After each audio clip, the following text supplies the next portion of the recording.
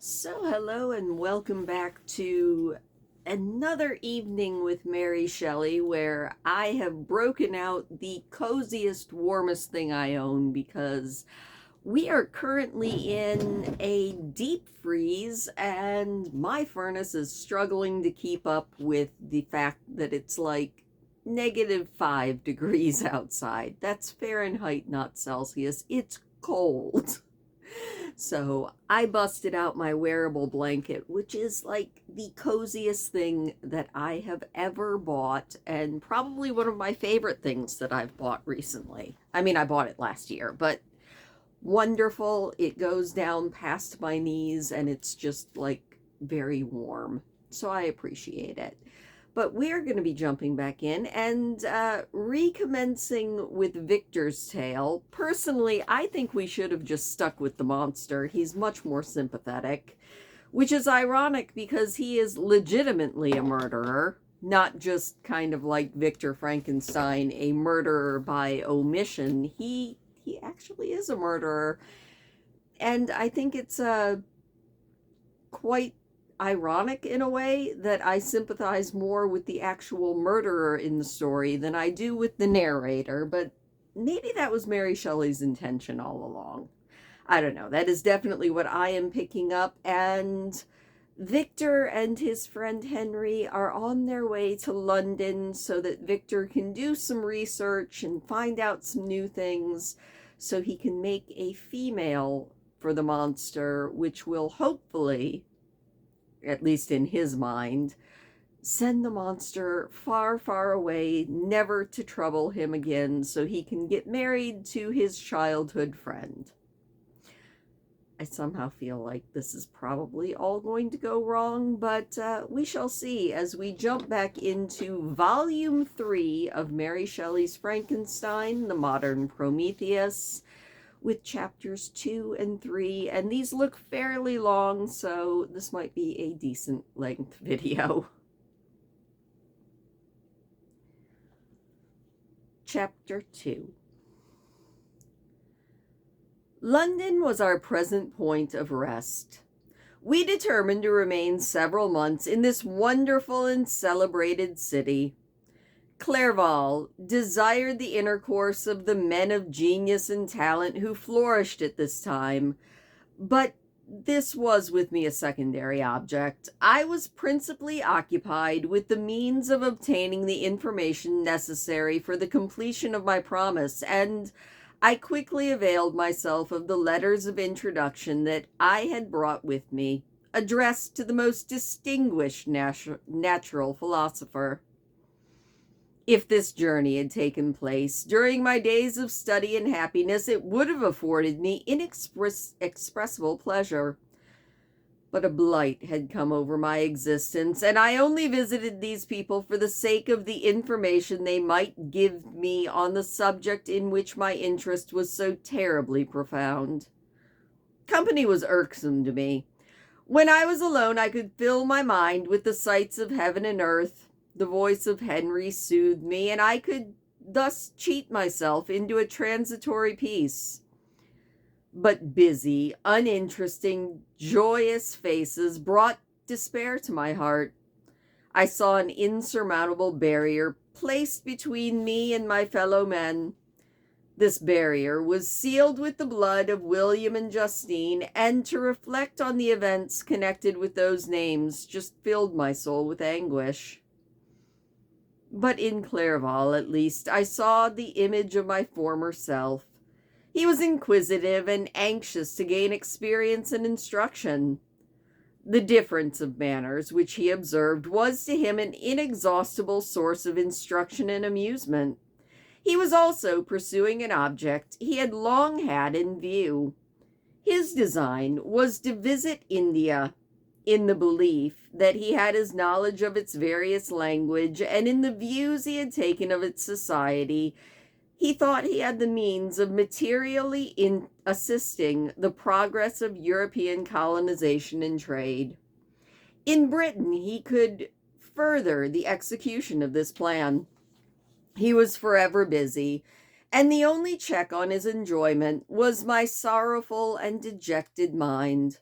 I tried to conceal this as much as possible, that I might not debar him from the pleasures natural to one who was entering a new scene of life undisturbed by care or bitter recollection. I often refused to accompany him, alleging I had another engagement, that I might remain alone.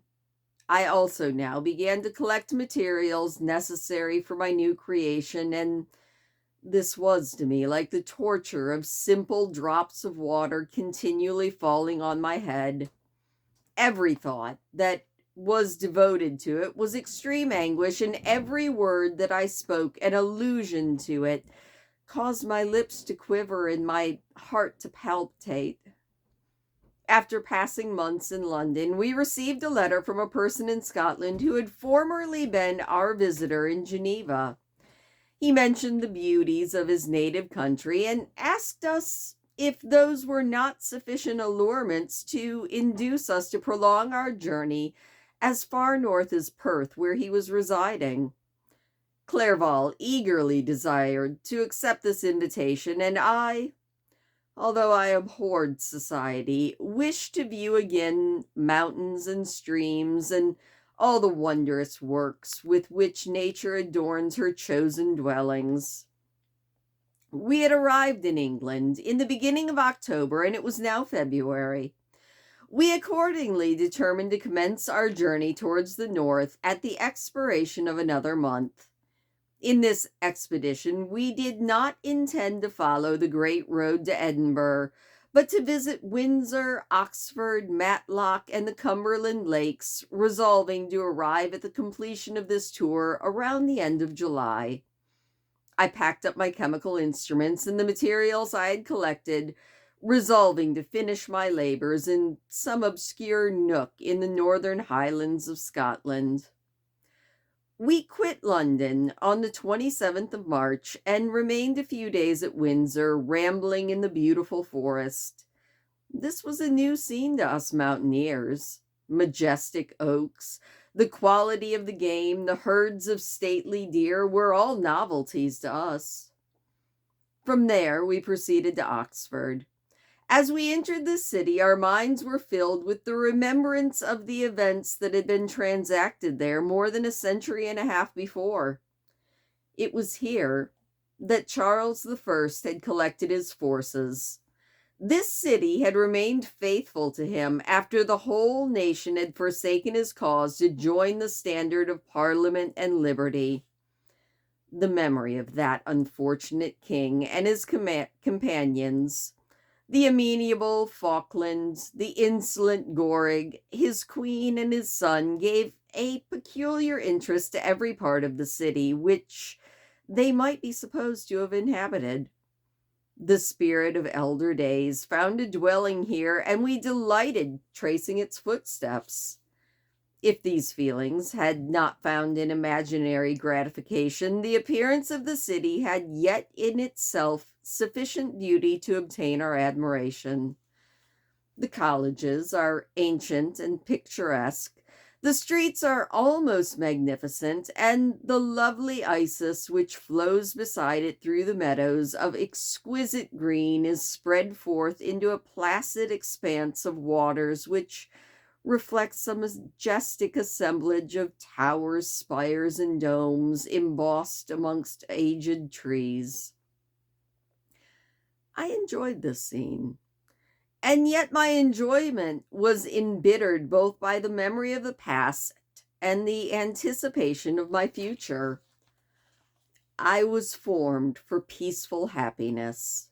During my youthful days, discontent had never visited my mind, and if I was ever overcome by ennui, the sight of what is beautiful in nature, or the study of what is excellent and sublime in the productions of man, would always interest my heart and communicate elasticity to my spirit. But I am a blasted tree. The bolt has entered my soul, and I felt then that I should survive to exhibit what I shall soon cease to be, a miserable spectacle of wrecked humanity, pitiable to others and intolerable to myself. We spent a considerable period of time at Oxford, rambling among its environs and endeavoring to identify every spot which might relate to the most animated epoch of English history. Our little voyages of discovery were often prolonged by the successive objects that presented themselves. We visited the tomb of the illustrious Hampden and the field on which that patriot fell.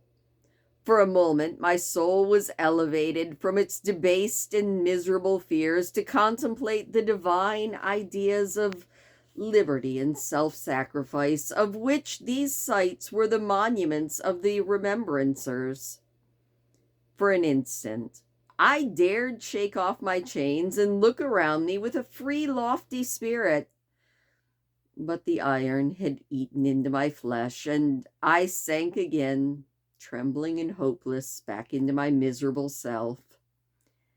We left Oxford with regret and proceeded to Matlock, which was our next place of rest. The country in the neighborhood of this village resembled to a greater degree the scenery of Switzerland, but everything is on a lower scale, and the green hills want for the crown of the distant white Alps, which always attended on the piney mountains of my native home. We visited the wondrous cave and the little cabinets of natural history where the curiosities are disposed in the same manner as in the collections at Cerveau and Charmont. The latter name made me tremble when pronounced by Henry, and I hurriedly wanted to quit Matlock, with which that terrible scene was now associated. From Derby, still journeying northwards, we passed 2 months in Cumberland and Westmoreland. I could now almost fancy myself among the Swiss mountains. The little patches of snow which yet lingered on the northern sides of the mountains, the lakes, the dashing of the rocky streams were all familiar, dear sights to me. Here also we made some acquaintances who almost contrived to cheat me into happiness. The delight of Clerval was proportionately greater than mine. His mind expanded in the company of men of talent, and he found in his own nature greater capacities and resources than he would have ever imagined himself to possess while he was associating with his inferiors. "I could spend my life here," he said to me. "Among these mountains, I would scarcely regret Switzerland and the Rhine." But he found that a traveler's life is one that includes much pain among its enjoyments.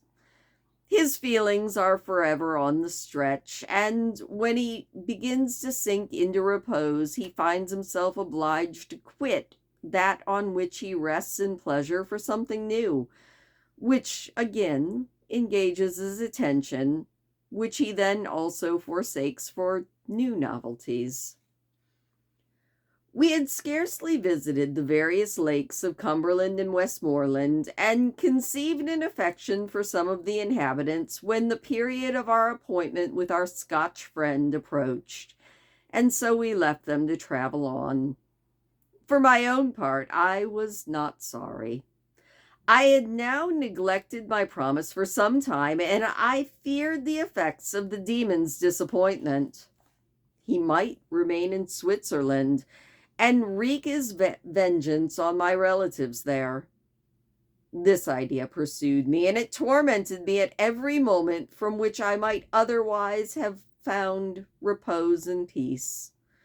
I waited for my letters with feverish impatience. If they were delayed, I was miserable and overcome by 1,000 fears, and when they arrived and I saw the superscription of Elizabeth or my father, I barely dared to read and ascertain my fate. Sometimes I thought that the fiend followed me and might expedite my remisses by murdering my companion.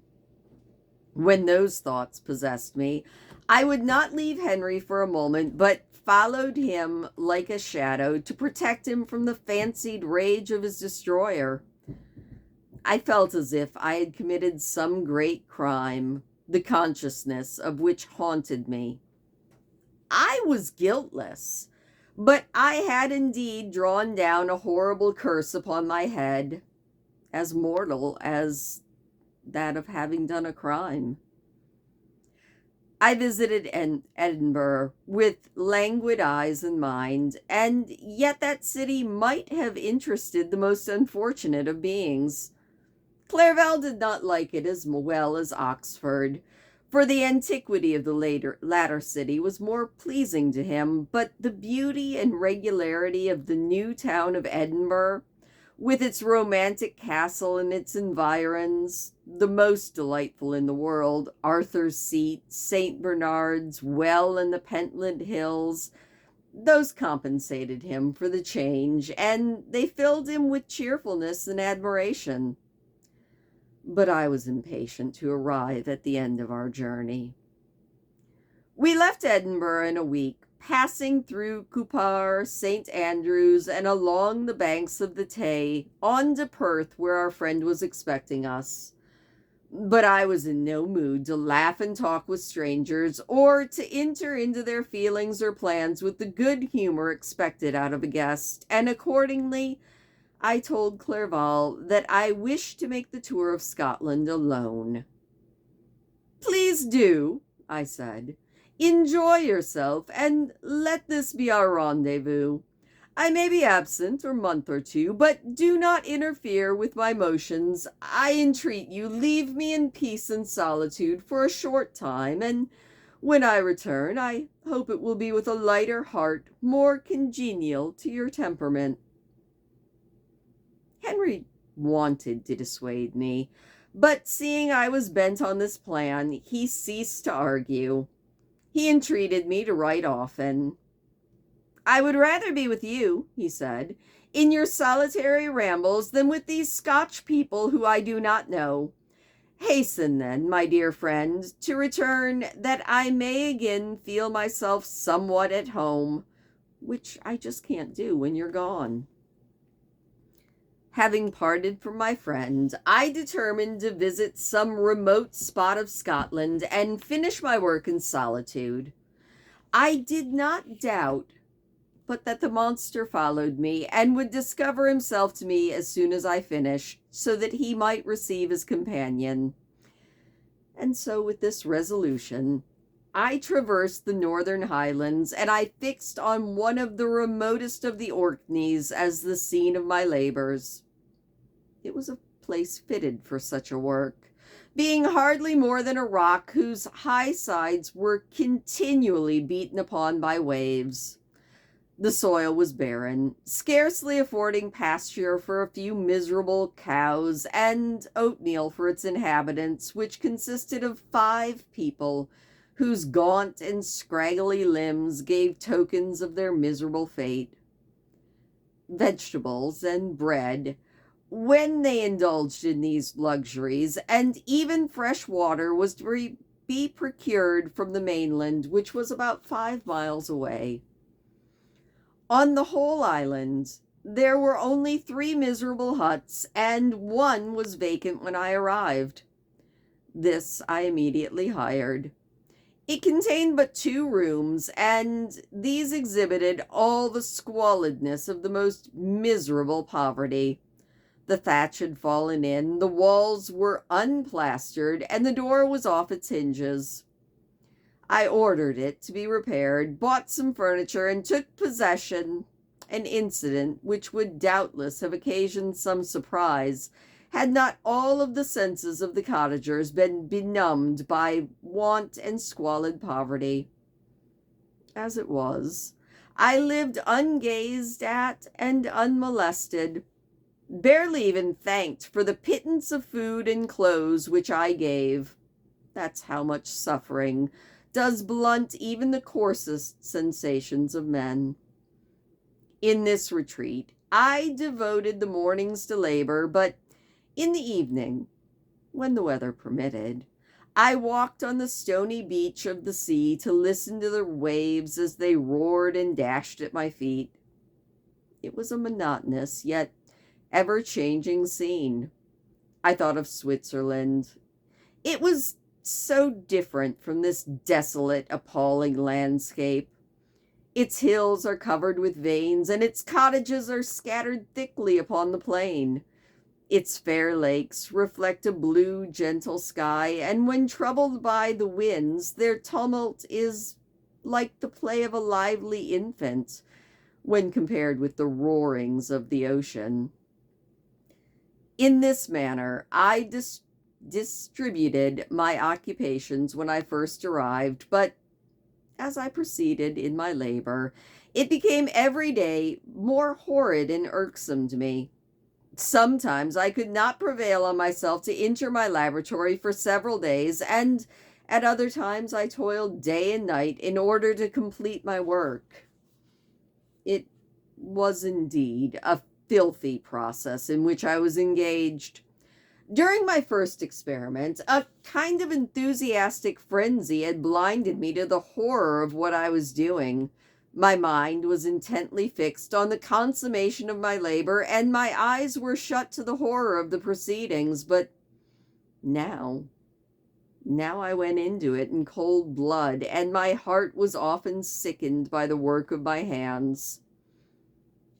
Thus situated, employed in the most detestable occupation, immersed in a solitude where nothing could for an instant call my attention from the actual scene in which I was engaged, my spirit became unequal. I grew restless and nervous. Every moment I feared to meet my persecutor. Sometimes I sat with my eyes on the ground, fearing to raise them lest they should encounter the object in which I so dreaded to behold. I feared to wander from the sight of fellow creatures, lest when alone he should come and claim his companion.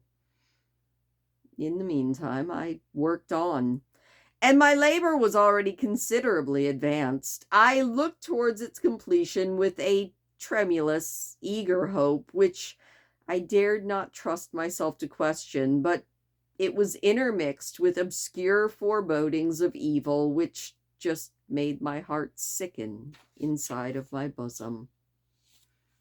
And that is the end of chapter 2. Chapter 3.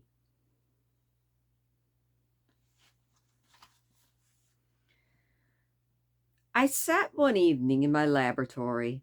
The sun had set, and the moon was just rising from the sea.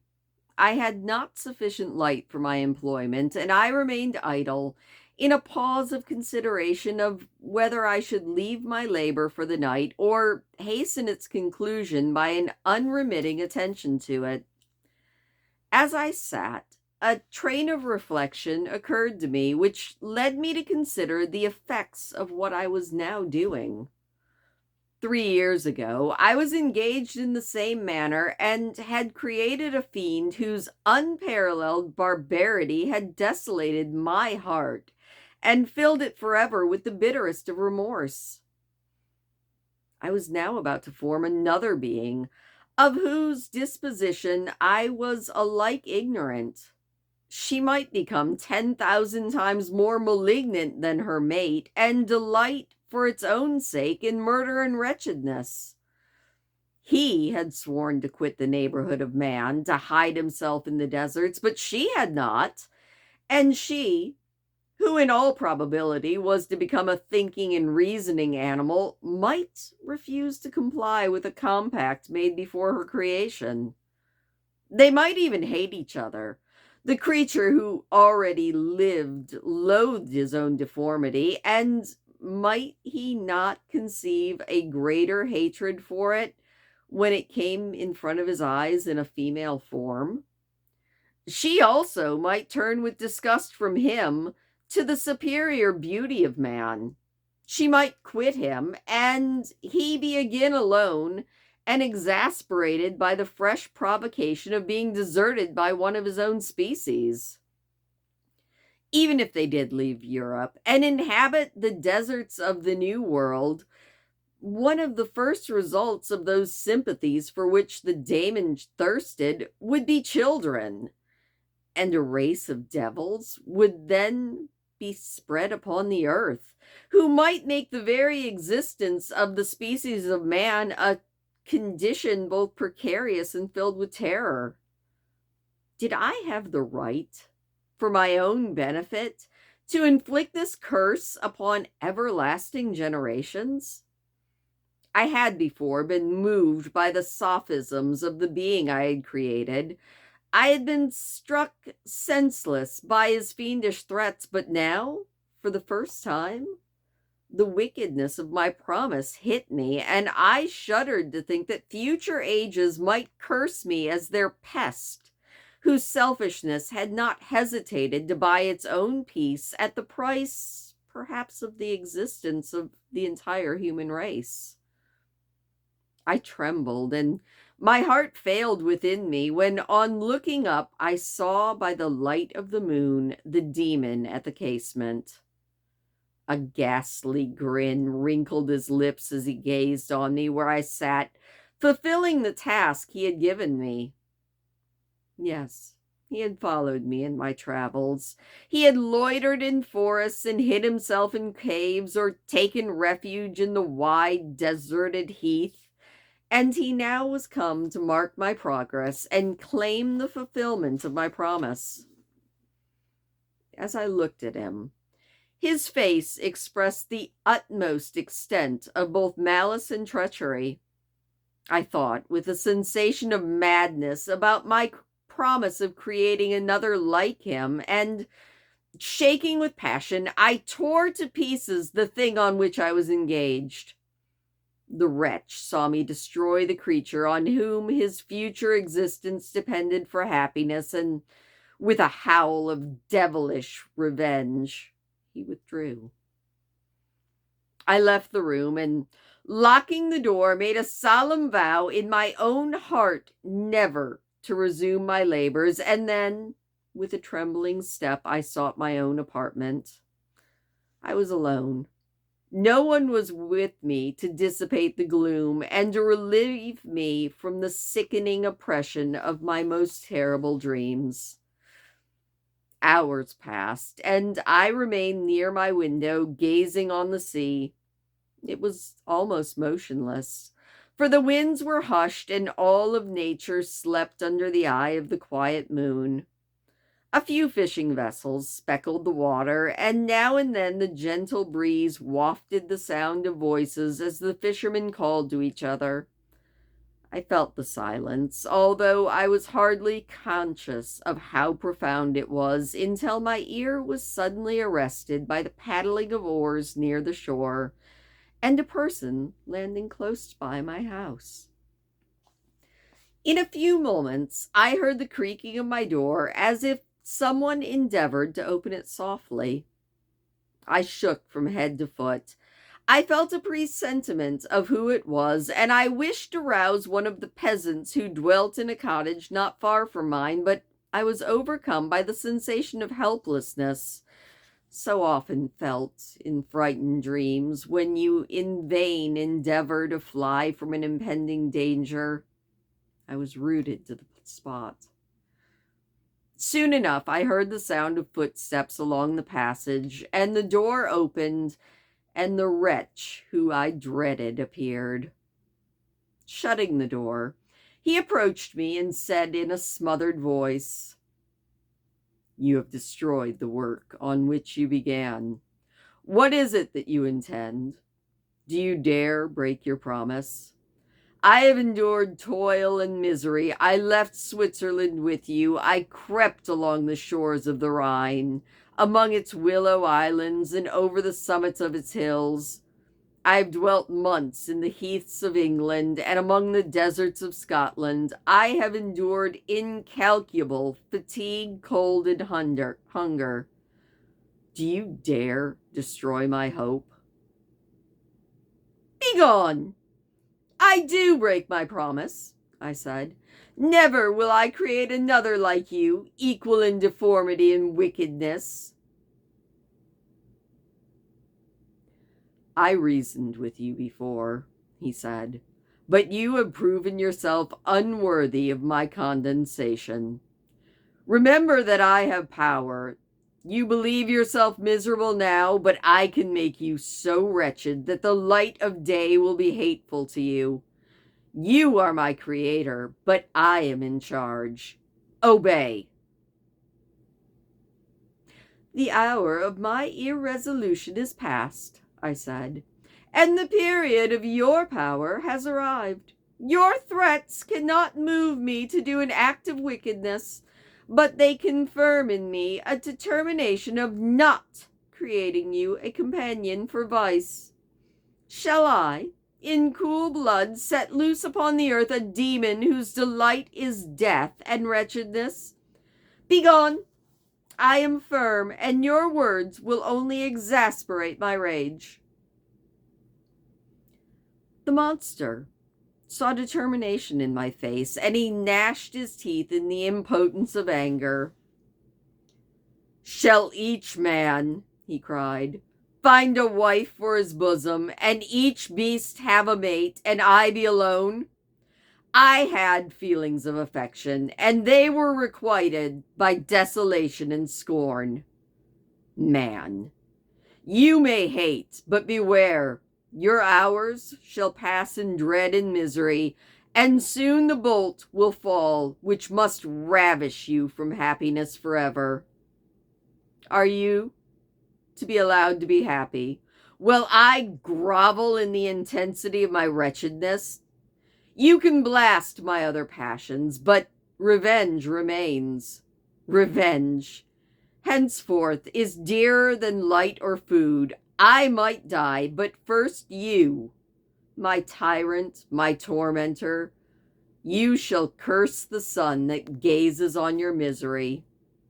Beware, for I am fearless, and that makes me powerful. I will watch with the wiliness of a snake, that I may sting with its venom. Man, you shall repent of the injuries you have inflicted." "Devil, stop," I said, "and do not poison the air with these sounds of malice. I have declared my resolution to you, and I am no coward to bend beneath your words. Leave me." "It is well," he said. "I go, but remember, I shall be with you on your wedding night." I jumped forward and exclaimed, "Villain, before you sign my death warrant, be sure that you are yourself safe." I would have seized him, but he eluded me and quit the house with a quickness. In a few moments I saw him in his boat, which shot across the water with an arrow's swiftness and was soon lost among the waves. All was again silent, but his words rang in my ears. I burned with rage to pursue the murderer of my peace and to throw him into the ocean. I walked up and down my room hastily, perturbed, while my imagination conjured up 1,000 images of torment to sting at me. Why had I not followed him and closed with him in mortal strife? But no, I had let him depart, and he had directed his course towards the mainland. I shuddered to think who might be the next victim sacrificed to his insatiable revenge. And then I thought of his words, "I will be with you on your wedding night." That then was the period fixed for the fulfillment of my destiny. In that hour I should die, and at once satisfy and extinguish his malice.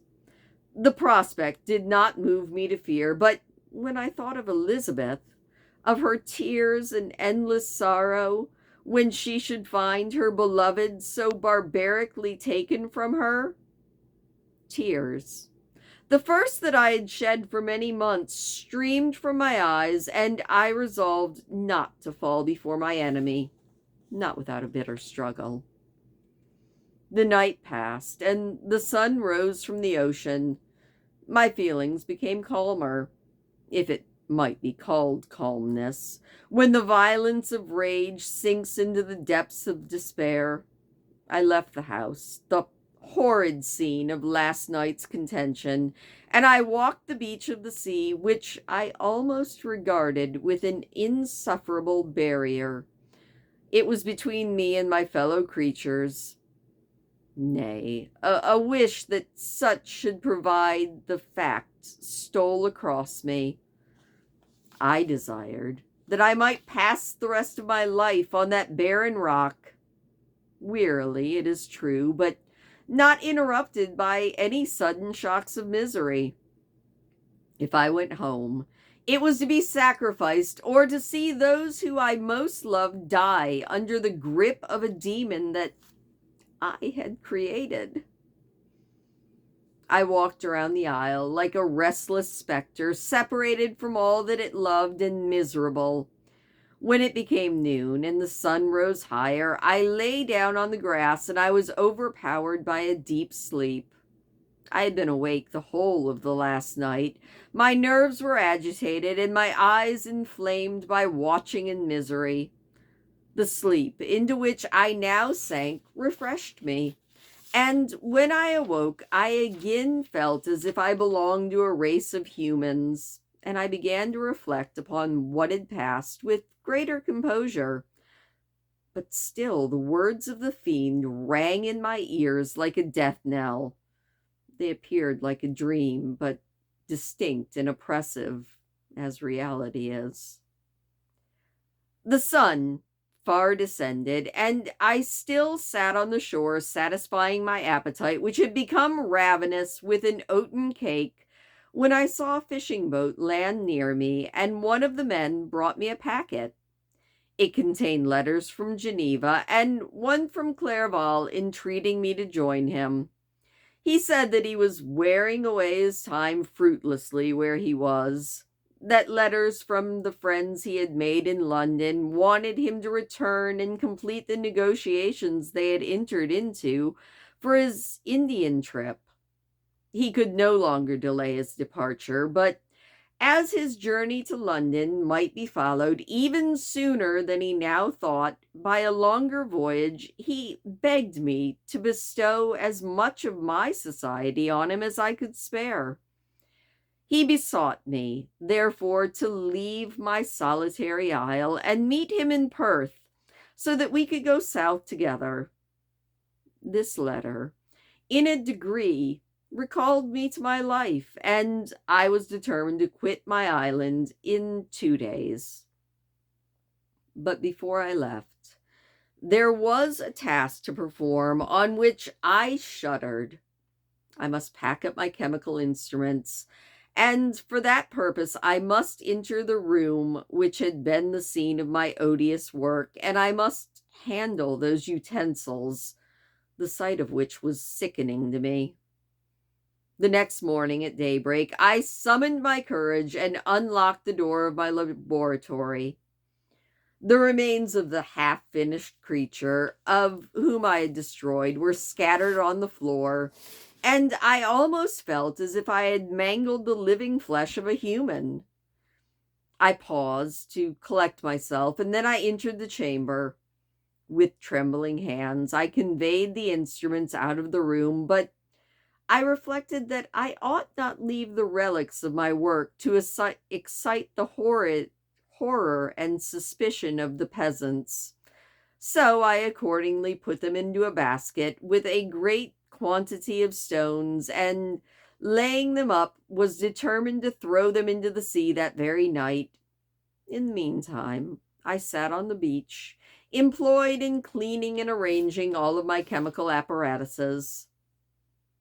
Nothing could be more complete than the alteration that had taken place in my feelings since the night of the appearance of the demon.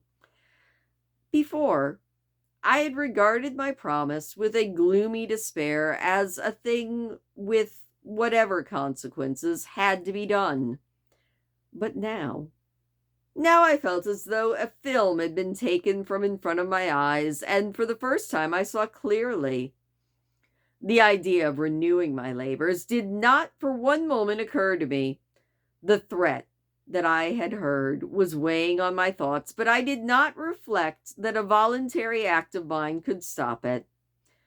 I had resolved in my own mind that to create another like the fiend I had first made would be an act of the basest and most atrocious selfishness.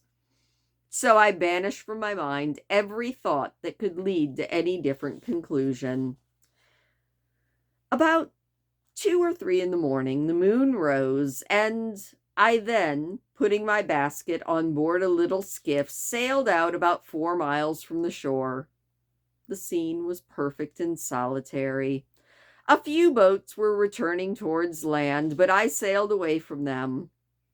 I felt as if I were about the most dreadful commissioning of a crime, and I avoided with shuddering anxiety any encounter with my fellow creatures. At one time, the moon, which had before been clear, was suddenly overspread by a thick cloud, and I took advantage of the moment of darkness, and I threw my basket into the sea. I listened to the gurgling sound as it sank, and then I sailed away from that spot. The sky had become clouded, but the air was pure, though chilly, by the northeast breeze that was rising. But this refreshed me, and it filled me with such agreeable sensations that I resolved to prolong my stay on the water, and fixing the rudder in a direct position, I stretched myself out at the bottom of the boat. Clouds hid the moon. Everything was obscured, and I heard only the sound of the boat as its keel cut through the waves. The murmur lulled me, and soon I slept soundly. I don't know how long I remained in this situation, but when I awoke, I found that the sun had already mounted considerably. The wind was high, and the waves continually threatened the safety of my little skiff. I found that the wind was northeast and must have driven me far from the coast from which I had embarked. I tried to change my course, but quickly found that if I again made the attempt, the boat would be instantly filled with water. So, my only resource was to drive before the wind. I confess, I felt a few sensations of terror. I had no compass with me, and I was so slenderly acquainted with the geography of this part of the world that the sun was of almost no use to me. I might get driven into the wide Atlantic and feel all the tortures of starvation, or I might be swallowed up in the immeasurable waters that roared all around me. I had already been out many hours, and I could feel a torment of burning thirst, a prelude to my other sufferings. I looked on the heavens, which were covered by clouds that flew before the wind, only to be replaced by others. I looked on the sea, and I saw that it was to be my grave. "Fiend," I said, "your task is already fulfilled."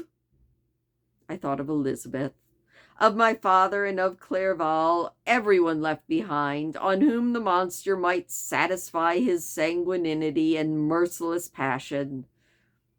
This idea plunged me into a dream so despairing and frightful that even now, when the scene is on the point of closing before me forever, I shudder to think about it.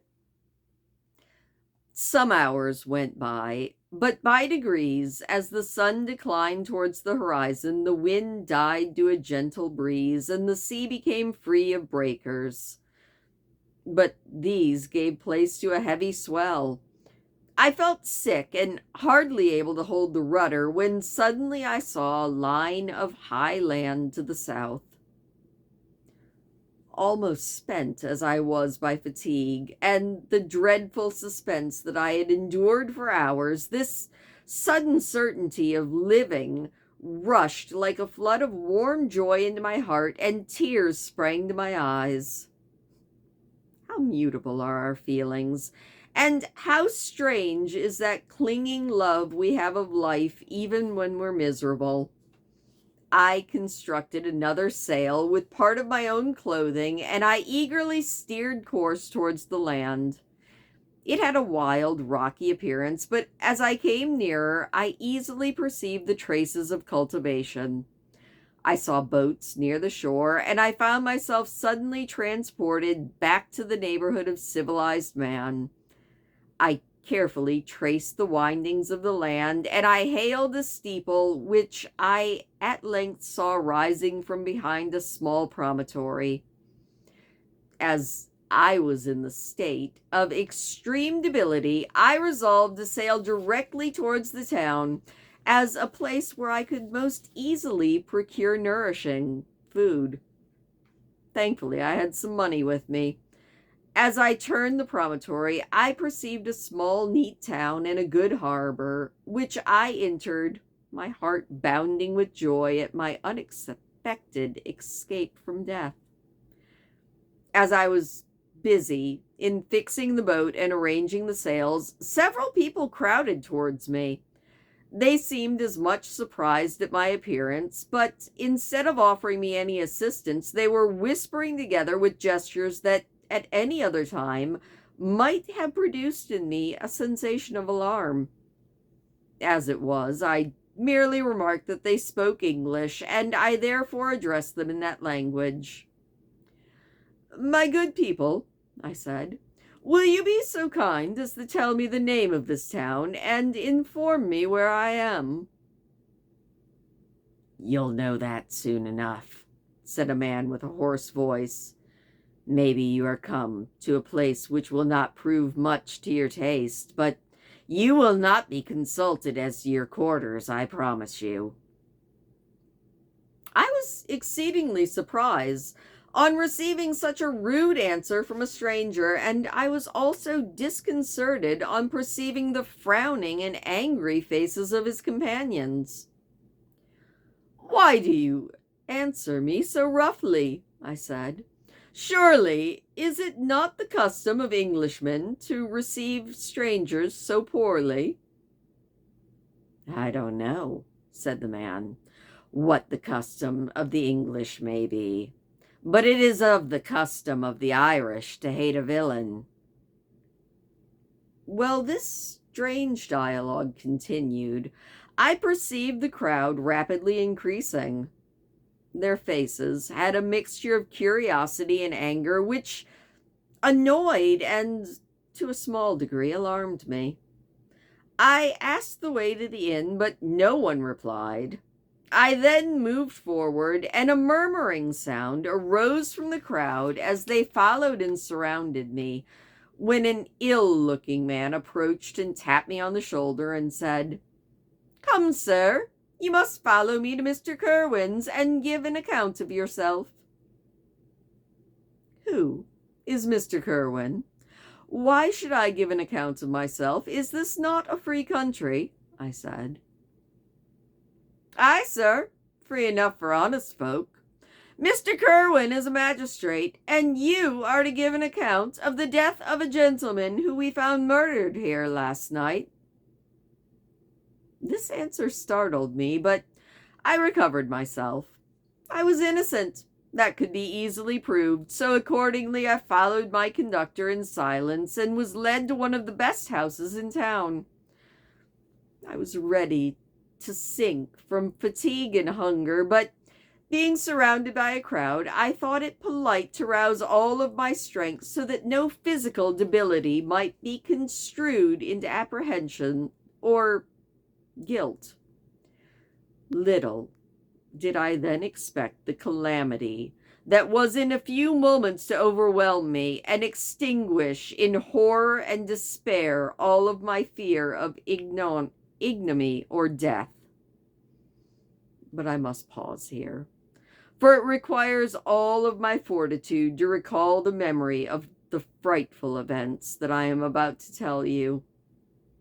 In proper detail, I will tell you tomorrow. And that is yet another cliffhanger. Gotta love cliffhangers. Oh, Victor, you deserve whatever you're gonna get. We already know that the monster's pretty good at planting evidence, so I'm kind of wondering what sort of evidence has been planted on old Vic. I mean, he kind of deserves it. Anyway, thank you so much for listening. I am now actually warm and toasty and almost considering taking off this wearable blanket, but I know better. Because if I do, I will then just be cold again. Thank you for listening to me. Please do hit that thumbs up button on your way out. It does always make me smile, and I will see you tomorrow.